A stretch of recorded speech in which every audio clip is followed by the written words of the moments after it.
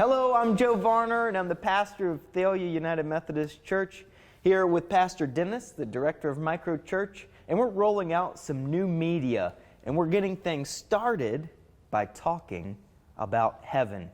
As we talk about heaven, we want to share the story of Tawnya. She's one of our friends who lives nearby, and she had one of those experiences when she was clinically dead and came back to life, and during that time, she encountered something spectacular.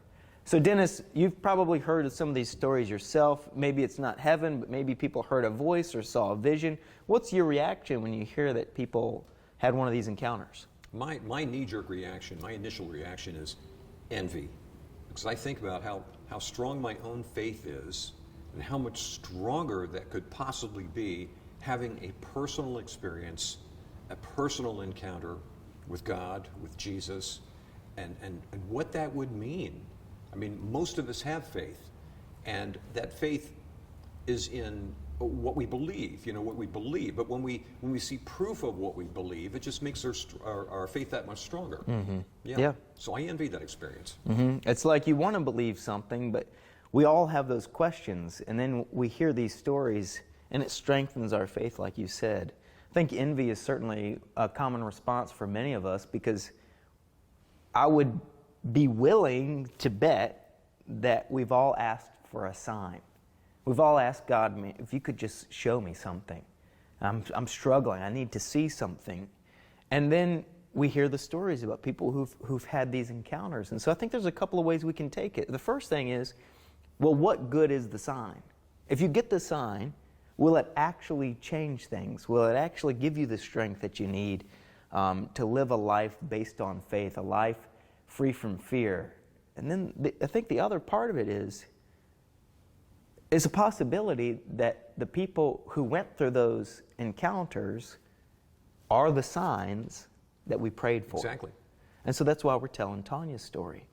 And we're especially highlighting the kind of change that it brought to Tanya's life. And we're inviting each other, and we're inviting you all to think about the kind of change that these signs, these little affirmations or God winks, whatever you want to call them, the kind of changes they could bring to our life. Because what good is it if we get the sign and nothing changes? It's if you believe, you truly believe, and your faith has been strengthened, so what? What does it mean? What do you do with that? That's the question. Mm-hmm. Yeah, so it reminds me of Frederick Buechner, who's a Christian writer who went through his own tragedies, had his own doubts and questions.